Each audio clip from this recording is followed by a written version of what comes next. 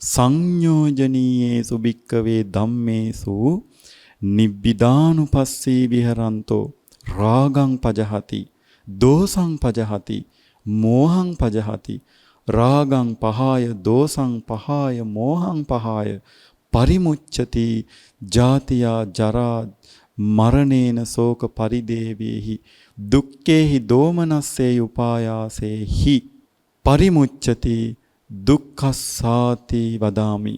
ඔන්න බුදුරජාණන් වහන්සේ පෙන්නනවා මහණෙනි සංයෝජනීය ධර්මයන්ට විෂයෙහි මේ සංයෝජන ධර්මයන් කෙරෙහි නිර්වේදයේ වශයෙන් බලන තැනැත්තා රාගයෙන් දුරු වෙනවා, ද්වේෂයෙන් දුරු වෙනවා, මෝහයෙන් දුරු වෙනවා.